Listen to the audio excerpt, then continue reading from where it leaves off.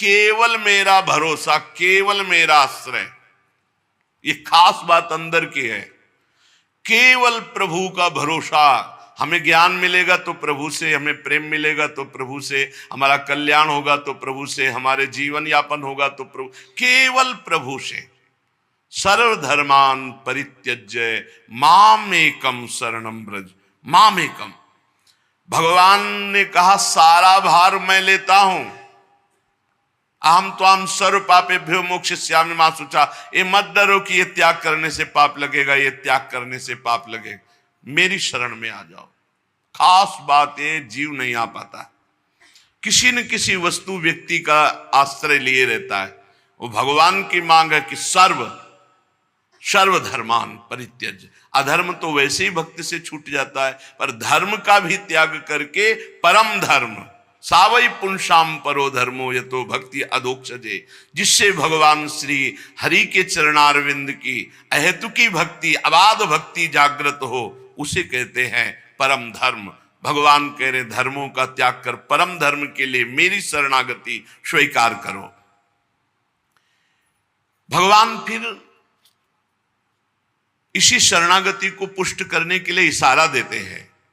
पीछे कहा है, यत् करोसि यदस्नासि यज्जुहोसि ददासि यत् तपस्यसि कौन्तेय तत्कुरुष्व मदर्पणम। बिल्कुल भगवत प्राप्ति हो जाएगी, बात आप समझ लो।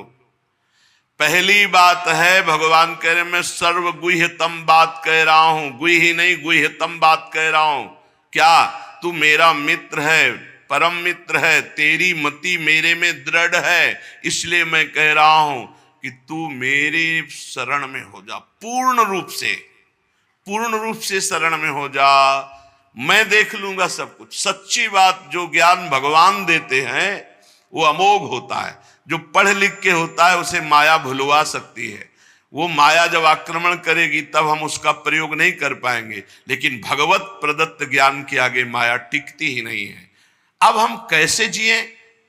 तो भगवान कह रहे यत् करोषि, तुम जो भी करते हो वो मेरे को समर्पित कर दो। एक एक बात समझ लो। यहां यत् करोषि कहा है, ये करो ऐसा नहीं कहा। तुमसे जो भी हो रहा है तुम भगवान को समर्पित करो। पहला काम ये, हम शरण में जा रहे हैं, सर्वधर्मान परित्यज्य। हम भगवान की शरण की तरफ यात्रा कर रहे हैं। यत् करोषि, ये तो सर्वाणि कर्माणि मयि सन्न्यस्य मत्पराः, मेरे परायण होकर सारे कर्म मेरे को समर्पित कर। क्या जाता है? तुम जो कर रहे हो, ऑफिस जा रहे हो, नौकरी कर रहे हो, किसानी कर रहे हो, व्यापार कर रहे हो, 8-10 घंटे जो कर रहे हो उसमें बीच बीच में भगवत स्मरण करो और पूरे 8 घंटे भगवान को समर्पित कर दो। कितना बढ़िया साधना बन रही। और जब भगवान को समर्पित करने की बात रहेगी तो स्मृति रहेगी भगवान की। यत् करोषि, तुम सारे के सारे कार्य मेरे को समर्पित कर दो। यत् माने जो कर रहे हो। तो क्या उसमें पापाचरण भी होता है क्या? तो क्या भगवान के लक्ष्य रखने वाले उपासक में पाप वासना वाली बातें रहती हैं क्या?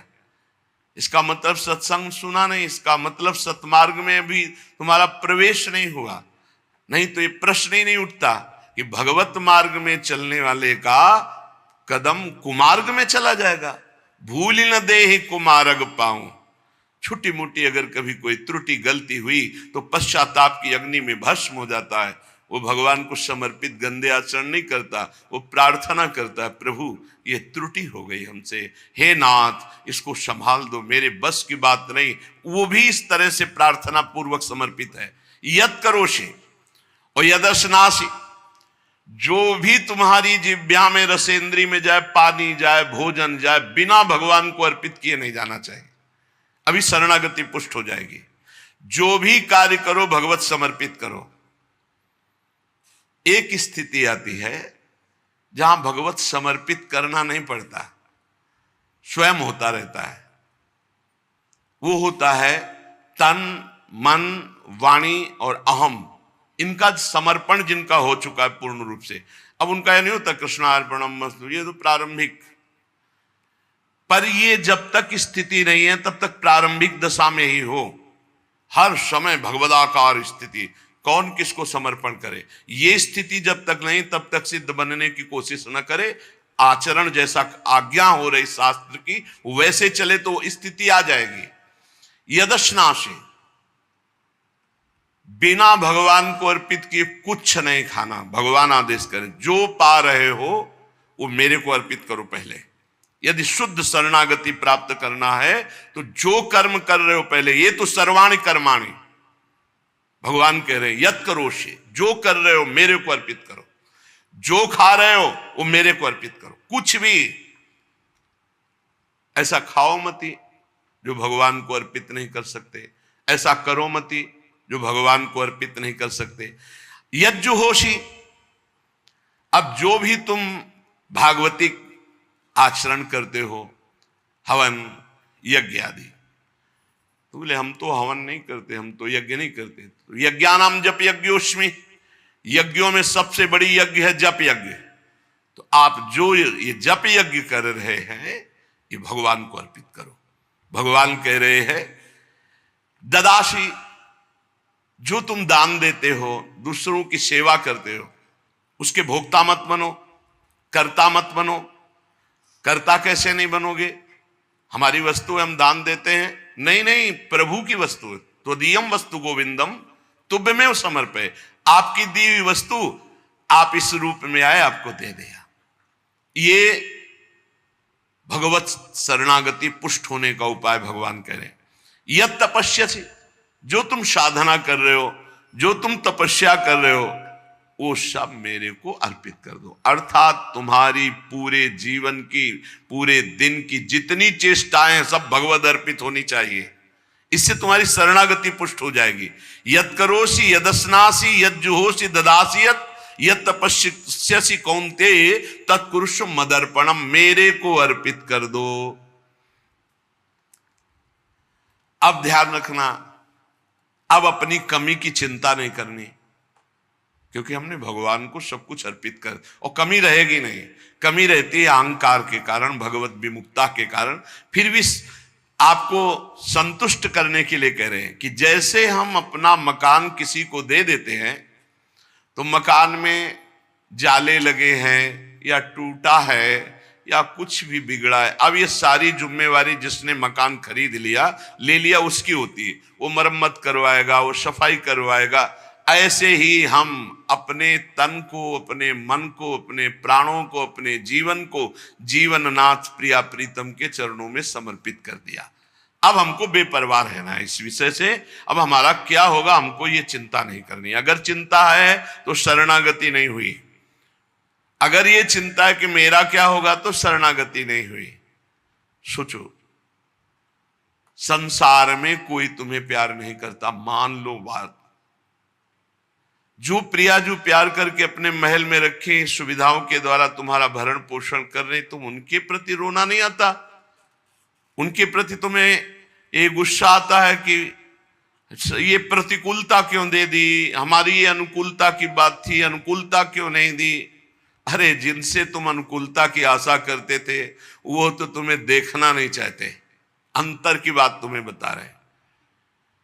और जिनको तुम कभी माने नहीं, जिनके लिए कभी कुछ किया नहीं, वो तुम्हें अहेतुकी प्यार से लबालब डुबो रहे, फिर भी तुम्हारे अंदर गुस्सा आता है प्रभु के प्रति। तुम हो कौन? अरे तुम भगवद अंश हो, भगवान के द्वारा शरीर दिया गया, भगवान के द्वारा सारी व्यवस्था दी गई, तुम्हारा अस्तित्व ही श्री भगवान है। समर्पित हो जाओ तो फिर चिंता भी खत्म हो जाएगी, सब कुछ उनकी कृपा से हो जाएगा। तुम चिंता मत करो, चिंतन करो। भगवान हमें मोक्ष दे दे, भगवान हमें स्वर्ग दे दे, भगवान हमें अनुकूलता दे दे, भगवान हमें अमुक वस्तु दे दे, ऐसा सोचने वाला समर्पण नहीं हुआ, अभी शरणागत नहीं हुआ। सर्व समर्पण में ये सोच ही नहीं रह जाती। जब तक अहंकार है तब तक समर्पण का नाटक है, समर्पण नहीं। अहंकार है वहां सर्व समर्पण नहीं है। इसीलिए ये सब प्रश्न और सब चिंताएं, शोक, इनकी गुंजाइश है नहीं। शरणागत के पास कोई भी किसी भी तरह की चिंता और संशय वृत्ति नहीं रहती। सर्व समर्पण हो जाने पर अब जिम्मेवारी भगवान की है, हमारी नहीं। हमारा केवल कर्तव्य भगवान का आदेश पालन करना। वो आदेश करें अनन्यस चिंतयन्तो माम, केवल मेरा अनन्य चिंतन करो, माम अनन्यस चिंतन। जिस प्रकार पतिव्रता पत्नी पर पति का पूर्ण अधिकार होता है, उसी प्रकार पत्नी का पति के संपूर्ण वैभव पर भी अधिकार और गोत्र पर भी अधिकार। वही नाम, वही गोत्र, वही संपत्ति। जिसके जीवन में भगवान के प्रति समर्पण आ गया तो उसकी ठसक हो जाती। तुम किस गोत्र के हो? बोले अच्युत गोत्र, श्री हरिवंश सुगोत कुल। जो अपनी महिमा से कभी च्युत नहीं होते, उन हम भगवान के हैं। अब हमारा गोत्र, हमारी जाति, हमारा कुल भगवान है। और यही सिद्धांत परम सत्य है, यही सिद्धांत परम सत्य है। हम सब भगवान के बच्चे हैं, कोई छोटा बड़ा में एक तिनका भर कोई छोटाई बड़ाई नहीं है। पूरा का पूरा वैसे ही सब है जैसे एक तो सब अनेक वही बना हुआ, एक को हम बहुत श्यामा।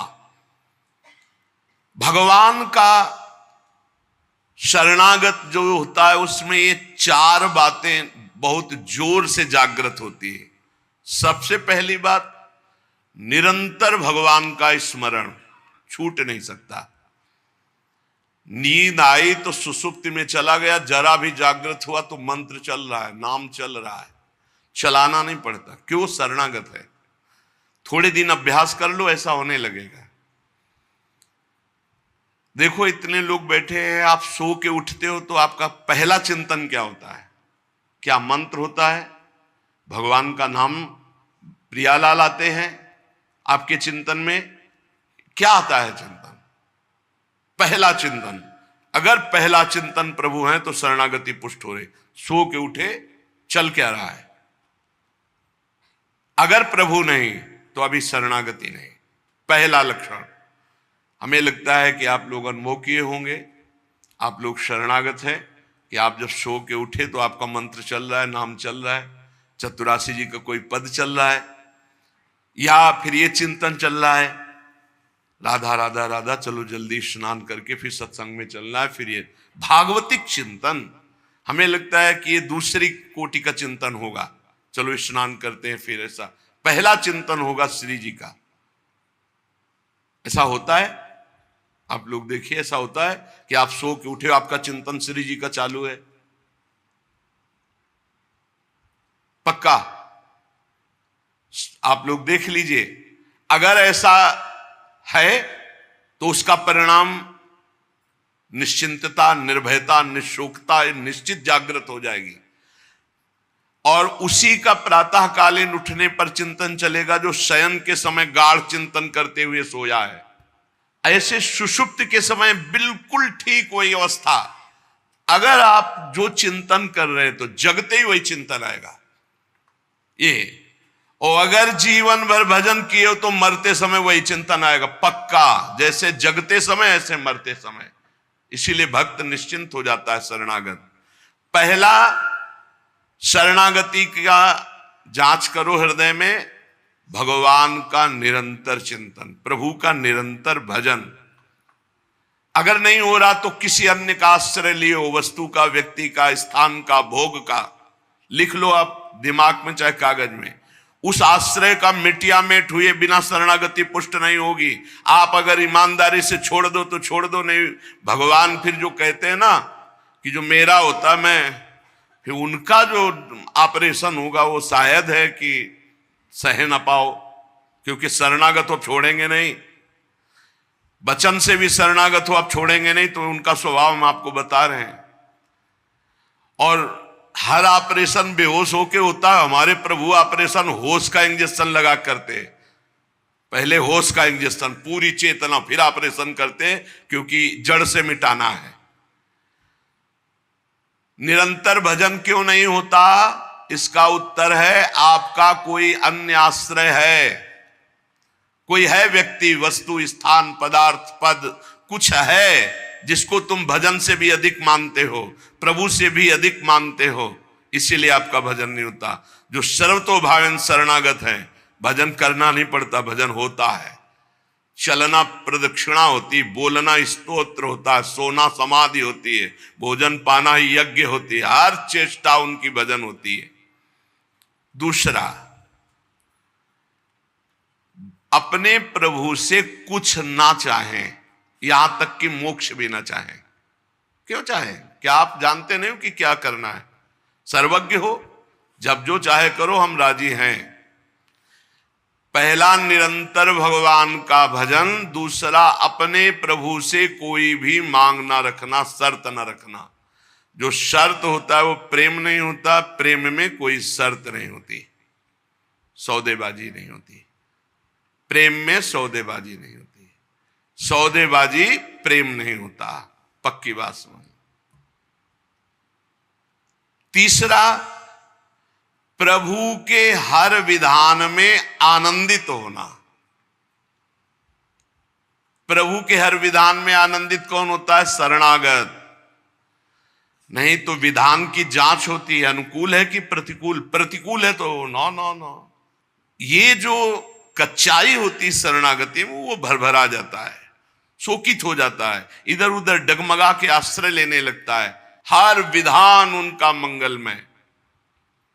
चौथा, भगवान के किसी भी विधान में विरोध भाव ना करना। भगवान के प्रत्येक विधान में आनंदित रहना, भगवान के किसी भी विधान में विरोध न करना। जो किया अच्छा हो रहा है, नहीं बहुत हाहाकार मचने वाला ऐसा नहीं, जो प्रभु का विधान है वो मंगलमय है, सब मंगलमय है। चार बातें शरणागति में आती, निरंतर भजन, किसी भी तरह की भगवान से कोई शर्त चाह नहीं, उनके हर विधान में आनंदित रहना, भगवान के विधान को प्रतिकूल मान करके विरोध भाव नाना, विपरीत भावना नाना। अब निश्चिंत हो जाओ, तुम्हारी जिम्मेवारी श्री भगवान ने ले ली, शरणागत हो। अब तुम्हें किसी भी तरह का दुख आवे तो उबना नहीं है, वो सुख है, दुख रूप लेके आ रहा है। जैसे माया दुख भेजती सुख रूप में, पार्सल में ऊपर लिखा होता है सुख, और जब खोलो अंदर तो होता है दुख। जिसे तुम सुख समझते हो ये सुख नहीं, सुख की छाया है, समझ पड़ती नहीं, ये गिरधर की माया है, भारी दुख है। दुखालयम शाश्वतम में जो भी पोस्ट आता है आपके पास वो दुखद ही है। माया भेजती है सामने वस्तु व्यक्ति स्थान, उसके परिणाम में अशांति, दुख और आपके भजन की हानि, पक्का ये देख लीजिए। जन्म भर भगवान के साथ अर्जुन जी रहे हर समय, लेकिन गीता का उपदेश प्रारंभ हुआ शिष्यस्ते हम साधिमाम त्वाम प्रपन्नम। प्रपन्न से ही ज्ञान की उत्पत्ति होती है। जो भगवान की शरणागति, उसी से शुद्ध ज्ञान होता है। तब तक भगवान अंदर बैठे हैं, ज्ञान प्रकाशित नहीं करेंगे। जैसे अर्जुन जी के साथ रहते हुए गीता को उपदेश कब दिया? जब अर्जुन जी ने कहा शिष्यस्ते हम साधिमाम त्वाम प्रपन्नम, मैं आपका शिष्य हूं, आपका शरणागत हूं, आप मुझे ज्ञान। भगवान गीता जी, ज्ञान का फल क्या हुआ? बोले नष्टो मोह स्मृतिर्लब्धा तत्प्रसादान्मयाच्युता। मोह का नाश हो गया, स्मृति जागृत हो गई आपके कृपा प्रसाद से, हे गोविंद, हे अच्युत। तो इसी प्रकार हमारे अंदर भी सब ज्ञान जागृत हो जाएगा, पहले हम भगवान की शरणागत हों। त्वाम प्रपन्नम, भगवान का सर्व समर्पण भाव ही सब दिव्यताएं जागृत करता है। भगवान के प्रति जितना समर्पित होते जाओगे उतने दिव्य ज्ञान होता चला जाएगा, और जो चीजें आपकी दुर्गति कराने वाली वो सब भस्म होती चली जाएंगी। जब कुछ नष्ट होने लगे तो क्षोभ मत करना, वो नष्ट जरूरी था होना, ये बात दिमाग में बैठा लो। कुछ पकड़े मत रहना, क्योंकि भगवान को जो लगेगा वो हटा देंगे, वो नष्ट कर देंगे। जो वस्तु भगवान नष्ट करे तो जान लो परम मंगल विधान, ये वस्तु हमें भगवत प्राप्ति में बाधा पहुंचा देती, इसलिए भगवान ने उसे नष्ट कर दिया। भगवान को समर्पित वस्तु के नष्ट होने में तुम्हें क्यों जलन हुई? क्योंकि तुमने तो भगवान को अपना सर्वस्व मानकर समर्पित कर दिया। अब तुम्हारे पास अपना कहलाने के लिए सिर्फ भगवान है और भगवान की सब वस्तु, जब जो चाहे हटा लें, जब जो चाहे रख लें। जरा इस पर विचार करो। आप राजी हो शरणागत? आपके पास अपना कहने वाला शब्द केवल भगवान के लिए है और जो भी कुछ आपके पास है वो सब भगवान का है। वो चाहे अभी बुला ले, चाहे वर्षों रखे, चाहे अभी नष्ट कर ले, चाहे और बढ़ा दे। क्या राजी हो इस बात में शरणागति पर? अंदर से देख लो, तुमने तो दे दिया भगवान को, और तुम्हारा था कब और वो था कौन तुम्हें पता है? नहीं पता। इसी अज्ञान का नाश करने के लिए पहले ये बात स्वीकार करो, अपना कहने के लिए हमारे पास अब एक बात रह गई है, प्रभु। हमारे पास जो कुछ है, शरीर, मन, प्राण, आत्मा, परिवार, धन, संपत्ति, सब प्रभु को दे दिया। सोहम तविवास्यता। अब जब प्रभु को दे दिया तो जब मन आवे तब ले ले। जैसे हम अपने घर की कोई वस्तु किसी को दे दिया, वो कह रहा है रखे रहो, हम ले लेंगे। अब जब कभी वो ले ले तो ईमानदारी से हमको दुख नहीं होना चाहिए, क्योंकि हमने उसको दे दिया। अब आप देख लीजिए, एक माई आके बहुत रोई और कही जिंदगी हो गई, नौ दुर्गा पूरी रहती थी, रोज शंकर जी को जल चढ़ाती और रोती जा रही थी, और मतलब हो सकता है 65 वर्ष की, और हमारे पति को ले लिया, हमारी पूरी श्रद्धा नष्ट हो गई, जीवन भर व्रत। और शरणागति को समझो भाई, बहुत आनंद आ जाएगा आपके पास। अगर आप भगवत मार्ग में चल रहे हैं, शरणागत हैं, तो आपके पास अपना कहने के लिए अब कुछ नहीं बचा, वो केवल श्री भगवान है। मेरे तो गिरधर गोपाल, दूसरों न कोई। अब दूसरी जो कुछ भी है, वस्तु, व्यक्ति, स्थान, वो गोविंद का है। जब चाहे गोविंद ले ले, जब चाहे बढ़ा दे, जब चाहे घटा दे, जब चाहे नष्ट कर दे। तुम्हें दुख नहीं होना चाहिए। अगर दुख होता है तो अभी शरणागत नहीं हो। कितनी ऊंची स्थिति शरणागत की है। अब जो जीवन में प्रभु का शरणागत है, उसका पहला लक्षण कि निरंतर स्मरण करता है, तो अंत काल में भगवान का स्मरण होगा। अभी आपको बताया, जो रात्रि में सोते समय स्मरण करता है, उसका परिणाम जागते समय वही स्मरण। जो जीवन भर स्मरण करता है तो अंतिम समय भगवत स्मरण होता है। और भगवान का वचन है, अंत काले च मामेव स्मरन मुक्त्वा कलेवरम यह प्रयात समद्भावम याति नास्त्यत्र संशयः।